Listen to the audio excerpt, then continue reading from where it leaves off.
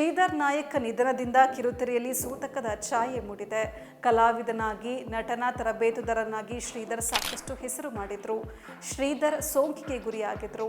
ಇದರಿಂದ ಹೊರಬರಲಾಗದೆ ನಿಧನರಾಗಿದ್ದಾರೆ.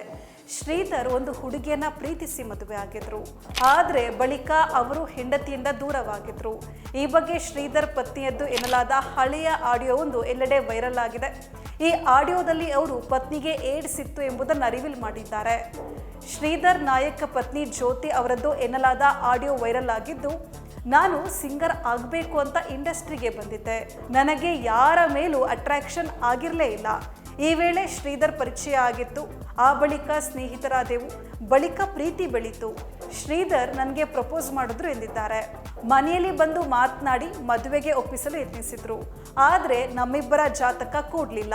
ಹೀಗಾಗಿ ಮನೆಯಲ್ಲಿ ಯಾರೂ ಮದುವೆಗೆ ಒಪ್ಪಲೇ ಇಲ್ಲ. ನಾನು ಇವರನ್ನ ತುಂಬಾ ಇಷ್ಟಪಟ್ಟಿದ್ದೆ.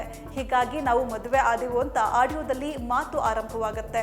ಮದುವೆ ಆದ ಕೇವಲ ಒಂದೇ ತಿಂಗಳಿಗೆ ಶ್ರೀಧರ್ ಬದಲಾದ. ನನಗೆ ಸಿಕ್ಕಾಪಟ್ಟೆ ರಿಸ್ಟ್ರಿಕ್ಷನ್ ಹಾಕಲು ಆರಂಭಿಸಿದ. ಇದೆಲ್ಲವೂ ಸರಿಯಲ್ಲ ಅಂತ ನನಗೆ ಅನಿಸ್ತು. 11 ವರ್ಷಗಳ ಹಿಂದಿನ ಮಾತನ್ನ ಈಗ ಹೇಳಲು ಸಾಧ್ಯ ಇಲ್ಲ ಎಂದಿದ್ದಾರೆ.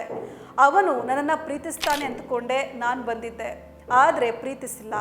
ಇದನ್ನ ಅವನೇ ಒಂದಿನ ನನ್ನ ಹತ್ರ ಹೇಳ್ದ ಕೂಡ. ನನಗೆ ಬೇಗನೆ ಶ್ರೀಧರ್ನಲ್ಲಿ ಆದ ಚೇಂಜಸ್ ನನಗೆ ಗಮನಕ್ಕೆ ಬಂದಿತ್ತು. ಅವನು ಯೂಟ್ಯೂಬ್ಗಳಲ್ಲಿ ನನ್ನ ಮೇಲೆ ಹೊರಿಸಿರುವ ಎಲ್ಲ ರೀತಿಯ ಆರೋಪಗಳು ಸಂಪೂರ್ಣ ಸುಳ್ಳು. ಒಮ್ಮೆ ಅವನಾಗಿಯೇ ಬಂದು ನಿನ್ನ ಮೇಲೆ ಯಾವುದೇ ಪ್ರೀತಿ ಇಲ್ಲ, ಮದುವೆ ಮಾಡ್ಕೋಬೇಕಿತ್ತು, ಮಾಡ್ಕೊಂಡೆ ಅಷ್ಟೇ ಅಂತ ಹೇಳಿಬಿಟ್ಟಿದ್ದ.